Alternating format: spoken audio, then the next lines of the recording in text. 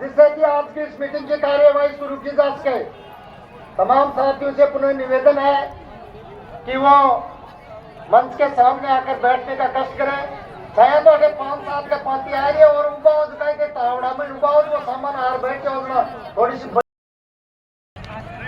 पहली बार कोई संघर्ष अगर इस सीकर की जमीन हारे हुए तो वो पेमाराम और अमराराम अपनी वजह हारे हो। पार्टी चाहे कितना ही जोर लगा ले, केवल आपका कामा हो गया लड़ाई करे तो पेमाराम जी को जुगा सके। अपनी कूटनीति का चक्राऊ अपन बैलार अपन पुसलार भी का चक्रा का माए आपा अपना 2 सूरज 2 बार खो चुके। जबकि जयपुर की विधानसभा के माए आज तक दूध का नेता अगर आवाज उठाई है तो वे पेमाराम जी और अमराराम जी है। गली गली जगह वोट मांग रहे हैं, पर एक बार ही बात को जरूर एहसास होना चाहिए कि विधानसभा के माई कोई पर्सन उठाई होगा आपा। पेमाराम तुम संघर्ष करो, हम तुम्हारे साथ हैं। इंकलाब जिंदाबाद जिंदाबाद जिंदाबाद। जीतेगा भाई जीतेगा, जीतेगा क्या जीत गया, जीतेगा क्या जीत गया, जीत गया साथी पेमाराम।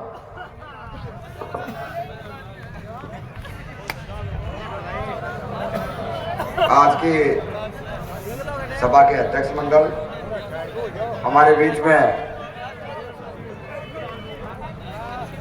हमारे नेता दाता रामगढ़ से उम्मीदवार साथी अमराराम जी, सीकर से उम्मीदवार साथी उस्मान खान जी, कम्युनिस्ट पार्टी मार्क्सवादी के जिला सचिव साथी किशन जी पारिक और तमाम मंचस्थ साथियों, आज की सभा में भाग ले रहे मेरे किसान भाइयों, नौजवान दोस्तों, मेरी माता और बहनों, सबसे पहले तो मैं इसलिए बारंबार धन्यवाद देना चाहूंगा कि जब गांव में गए,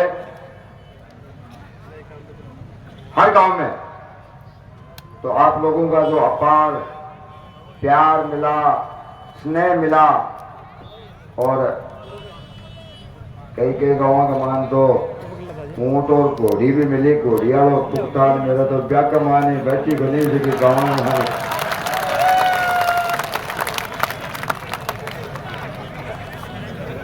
हर तरफ से गांव में आपका मिला प्यार और स्नेह के आधार पे तो मैं कह सकता हूं कि निश्चित तौर पे धोद में धोद का किसान और धोद का नौजवान चुनाव लड़ रहा है और वो जीतेगा, क्योंकि भारतीय जनता पार्टी के पास अथाह पैसा है, बेईमानी का पैसा है, भ्रष्टाचार का पैसा है। इस लाल झंडे के पास या पेमाराम के पास कोई धन दौलत है, कोई ताकत है तो आप लोगों की ताकत है, आपकी खरी कमाई की ताकत है, जो आपने पेमाराम को 1-1 रुपया खून पसीने का दे करके चुनाव लड़ने के लिए। मैं उन तमाम लोगों को मेरी तरफ से और कम्युनिस्ट पार्टी मार्क्सवादी के लाल झंडे की तरफ से धन्यवाद देना चाहूंगा। अभी नारा लगा रहे थे साथी, संघर्ष करो। संघर्ष तो साथी अमराराम जी बेटे, संघर्ष में कोई कमी है? 13 महीने लगातार इसी भारतीय जनता पार्टी के 3 कृषि कानून के खिलाफ 750 किसानों ने अपने प्राणों की कुर्बानी दी थी। यही नहीं हुआ, इसी भारतीय जनता पार्टी के नरेंद्र मोदी की मंत्रिमंडल का मंत्री का बेटा आप और हम जैसे सभा कर रहे हैं, सभा में गाड़ी चढ़ा करके हमारे 5 किसानों की हत्या, आज तक गिरफ्तार नहीं हुआ। 750 किसानों की कुर्बानियों का परिणाम था कि जो भारतीय जनता पार्टी अपमान कर रही थी किसान का, खालिस्तानी बता रही थी, कभी पाकिस्तानी बता रही थी, कभी आतंकवादी। और मैं तो कहना चाहूंगा भारतीय जनता पार्टी वालों, हो सकता है आप लोगों के पास हेलीकॉप्टर हो, लेकिन अन्नदाता के पास, किसान के पास या लाल झंडा और पेमाराम के पास तो ये ट्रैक्टर की ताकत है हर गांव में ट्रैक्टर मार्च जिस तरह से संयुक्त किसान मोर्चे ने, इससे बड़ी कोई ताकत हो सकती है? जब ट्रैक्टर आगे दिल्ली की तरफ जा रहा था, एक एक फीट की कील लगा रहे थे। आज उन्हें किसान का वोट मीठा मीठा लग रहा है। क्यों आया अग्निवीर? अग्निवीर योजना क्यों आई? अग्निवीर योजना इसलिए आई कि भारतीय जनता पार्टी के नेताओं को पता था कि खेती करने वाला किसान के घर में आमदनी हो जाएगी। उसका एक बेटा खेत में काम करेगा, दूसरा बेटा सेना में जाएगा, आमदनी होगी, किसान समृद्ध हो जाएगा, तो दोबारा एकता करेगा और सरकार को आंख दिखाने का काम करेगा। इसलिए किसान की कमर तोड़ने के लिए अग्निवीर योजना लेकर के आए। हमारे बेटों को बेरोजगार अकेले सीकर जिले में 4,500 से ज्यादा वो हमारे बेटे हैं, हमारे भाई हैं, जिन्होंने फौज की परीक्षा पास कर ली, फिजिकल हो गया, मेडिकल हो गया। आज कोई भारतीय जनता पार्टी, कल नड्डा आएंगे या भारतीय जनता पार्टी का राष्ट्रीय अध्यक्ष यहीं पे सभा करने के लिए आएगा? कोई भारतीय जनता पार्टी का नेता बता दे 4,500 से, मैं राजस्थान की बात नहीं करता, देश की बात नहीं करता, अकेले हमारे सीकर जिले में उन बेटों की जिंदगी के साथ खिलवाड़ करने वाला कोई है तो भारतीय जनता पार्टी है। 750 किसानों की हत्यारी कोई है तो हमारे देश में भारतीय जनता पार्टी है, जिसने 750 किसानों का आज भी उसके हाथ खून से रंगे हुए हैं। अभी वोट की बात कर रहे हैं, महिला पहलवानों का, अभी बात करते हैं महंगाई का। क्या कारण है? कोई भारतीय जनता पार्टी का नेता बता सकता है? कल नड्डा जी भी नहीं बताएंगे। वो कह रहे विकास की गंगा बहा रहे हैं। काई की गंगा बहा रहे हो भाई? अडानी की तिजोरी भर रहे हैं, अंबानी की तिजोरी भर रहे हैं। क्यों आपने गवा गमान रबड़ा के तम रबड़ा आपने के भर काई हाथ आयो? यही कारण है कि डीजल और पेट्रोल को आज भी हर चीज पे जीएसटी है। छोटे बच्चों के खाने वाले बिस्किट पे जीएसटी, खेत में काम में आने वाले फुहारा के सेट पे, हमारे ट्रैक्टर पे जीएसटी, और डीजल और पेट्रोल अभी जीएसटी के दायरे में इसलिए नहीं ला रहे हैं कि यदि डीजल और पेट्रोल जीएसटी के दायरे में आ जाए तो हिंदुस्तान की जनता को 40 रुपए लीटर में डीजल मिलना शुरू हो जाए और महंगाई आकाश से धड़ाम जमीन पे आ जाए। फिर अडानी और अंबानी की तिजोरी नहीं भर पाए। उन्होंने विकास किया है, अडानी अंबानी की तिजोरी भरने का विकास किया। उन्होंने विकास किया हमारे गांव में बीसीआर भरने का।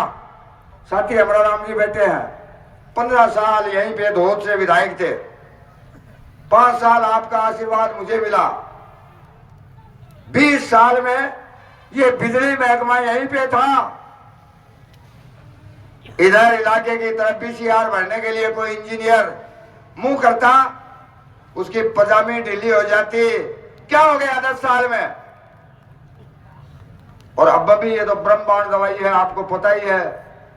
उनको पता लग जाएगा कि लाल झंडा चुनाव जीत गया तो बीसीआर भरने वाले मुझे नहीं पता कहां जाएंगे, सारे गंगा जी चले जाएंगे, मगर इधर मुंह नहीं कर पाएंगे।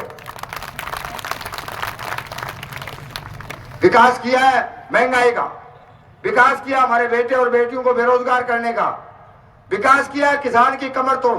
अभी अपना इलाका तो प्याज पैदा करता है, प्याज का निर्यात बंद था। अभी मोदी जी की सरकार ने प्याज का निर्यात खोला है। रामरतन बगड़िया कह रहा 17%, 17 नहीं, प्याज के निर्यात पे नरेंद्र मोदी की सरकार ने 60% का टैक्स लगाया है। यदि 10 रुपए में 1 किलो प्याज बिकेगा तो 6 रुपया मोदी जी के खजाने में जमा कराना पड़ेगा और प्याज पैदा करने वाले किसान के हाथ में 4 रुपए रहेंगे तबाह करने के लिए। कौन बोलेगा? इसलिए एक तरफ वो लाल झंडा और एक तरफ भारतीय जनता पार्टी जो किसान की हत्यारी है। कह सकता है कोई? बिजली का सवाल आया, ये खजाना भरे, ये लाल झंडा ही है जिसने कहा तुमने बड़ी बड़ी कंपनियों का कर्जा माफ किया है, वो राज करेगा जो किसान का कर्जा माफ करेगा, वरना सरकार नहीं चला पाएगा। वहां आपकी एकता का परिणाम था। 2000 किसान नेताओं को जेल में डाल दिया। हमारे यहां से भारतीय जनता पार्टी का विधायक था, भारतीय जनता पार्टी का पार्लियामेंट का मेंबर भी था, वो उधर थे। और आपकी एकता का परिणाम था कि 8000 करोड़ रुपया। इसलिए मैं गांव में गया, आपका प्यार मिला, स्नेह मिला, और ये चुनाव रूपी महायुद्ध लड़ने के लिए, वरना ये गाड़ियां खड़ी हो जाती है हर गांव में बढ़ चढ़ करके। ये मंडोता पूरी 2 लाख के लगभग 4-5 गाड़ियां भी दौड़ रही है हर गांव, 1-1 लाख। कोई कह रहा है कंपटीशन हो 1.25 लाख, कोई 2 गाड़ियां, कोई 4 गाड़ियां। और पेमाराम तो हो सकता है आर्थिक तौर पे गरीब, लेकिन मैं समझता हूं कि आप लोगों की ताकत और आप लोगों का आशीर्वाद की एकता है, वो पेमाराम के साथ है। इसलिए सबसे बड़ी यही ताकत मेरे पास। इसलिए मैं ज्यादा नहीं कहूंगा।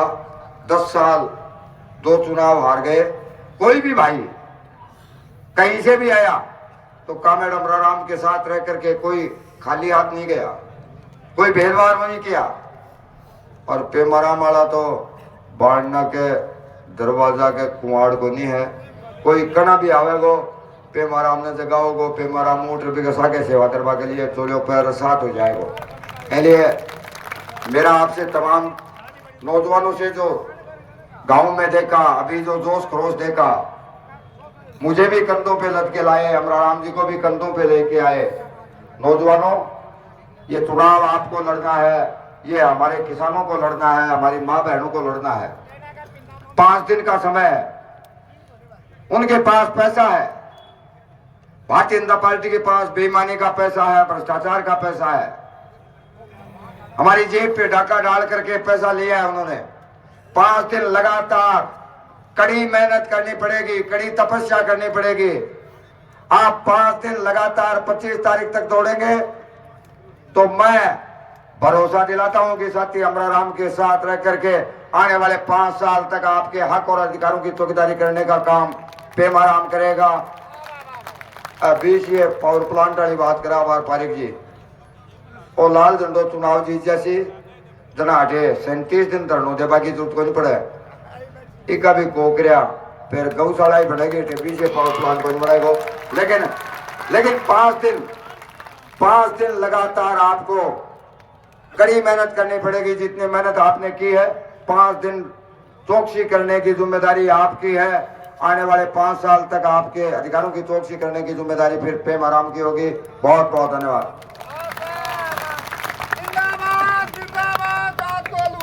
पूरा का साथी बनवारी जी अगर आएगा, मैं तो वह मंच पर आमंत्रित है। और एक